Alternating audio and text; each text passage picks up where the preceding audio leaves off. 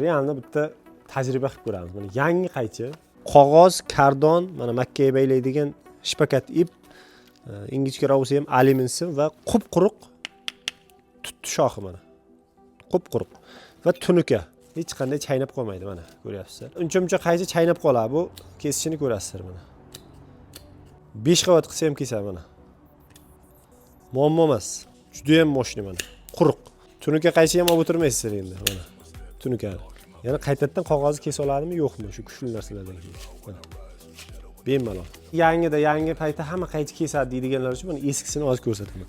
Agar o'tkirlaganimda bu kir ketardi hozir. Realni mana ko'rsatamiz hozir. Yo'q, qiynalmay kesdi qog'ozni mana kesish.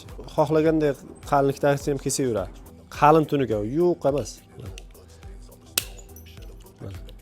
Muammosiz. Biror joyga katilgan yo'q. Uzoq yillar baraka topib ishlatasizlar.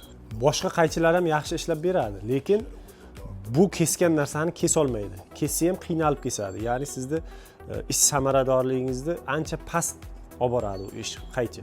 Bu xudo xolasa juda ham moshni qaychi. Tavsiya qilib qolaman. Bemalol pastdan nomer qoldiramiz. Telefon qilishlaringiz mumkin yoki Telegramda yozsalaringiz.